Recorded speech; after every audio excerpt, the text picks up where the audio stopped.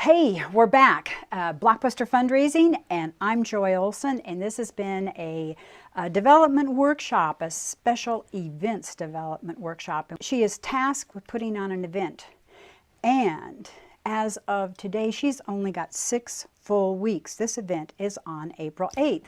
So she said, I have 2 pages of notes, and I feel really good about this, but Joy, I need a few more details. You know, I'm kind of worried about the emails, what they should look like, and the letters. And so let's talk a little bit more about details, because writing dynamic, creative content is everything.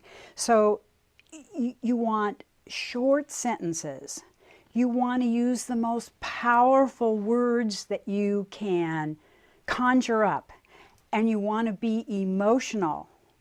And you want to tell a story. You want to make it really exciting and fun. So it doesn't have to be this great, big, important document. It has to be fun, powerful, snappy. So I'm going to help her later with fun, powerful, and snappy. But that is something important for all of us to remember. And you want to write something that people will read. I was just talking with Mateo, my production fella and good friend, and we were just talking about, I ordered all these special events books. And honestly, I couldn't even hardly, I just got bored so quickly. They weren't really something that I could scan. They weren't scannable. They weren't easy to read.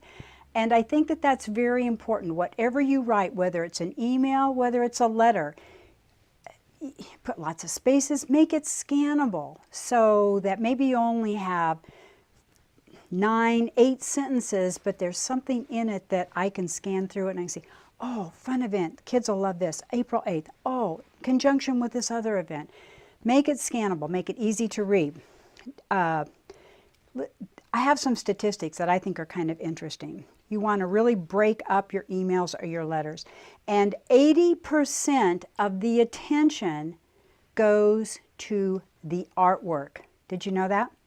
I didn't before today, doing some research for this. 75% of the attention goes to the photos. 56% goes to a word I cannot read. I can't even read my own writing. Oh, this is terrible. And only 29% goes to captions. So I'll try to find out what that word that I can't read, my own handwriting. But you want to also have a lot of white space too. I know at my last development job, I worked with a particular marketing director, and I'd come up with all the stuff I just really loved, and she'd say, white space, you need more white space. So it got implanted in my brain.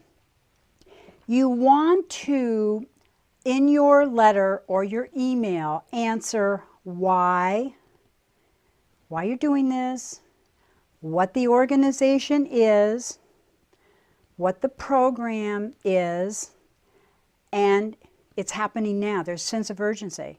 You don't want to forget this because it's happening now. So you make sure that you answer those. And then, of course, important in all this too is you want to create a mailing plan. You want to know when you're sending it out. You want to have an idea of exactly when it's going to be in their mailbox. If you're doing something in conjunction with St. Patrick's Day, you don't want to get there a week later. So you have to have a mailing plan and an email plan. That's got to be a part of your details. You've got to know what you're going to send and why. And you want to make sure that you're always following up. You know, that was the one thing, my very first development position was with PBS. And I tell you what, they follow up. They let you know a month ahead of time, and then 2 weeks ahead of time, and then right on time, and then when you'd messed up, you hadn't renewed. Follow-up's a very important thing. People, and I think people really appreciate it nowadays. They've got so much on their schedule. So much is going on. I wanted to get a little bit more detail too for her. You want to keep it short and sweet. Don't make it long. And if you've got your email list, and she does, personalize it. Use their names, because that makes it sound like, oh, we're going to have a fun party. Come on, attend, come with us, bring a friend. This is going to be great. But use their name. When I get an email message or a letter, and especially in an email, they say Joy in the subject line. Joy, you're not going to want to miss this. I think, oh, who is this? And I check it out. so it really does work. Personalization. So make sure you do that. Segment your lists, because you might want a different message, perhaps to the parents that you see often. You'll have a different, dear Jean and Sam, love seeing you every week, and blah, blah, blah. And hey, want you to know, and thought this would be a perfect opportunity for you to invite some of your friends. We're having a really fun event on April 8th. You're probably going to be downtown anyway for this big celebration, so come on over. We've got some special surprises for you, and so bring friends. And then if it's perhaps a grandparent, you can tell them about it. The letter will be a little bit different. And we'd love to have you if you'd like to attend.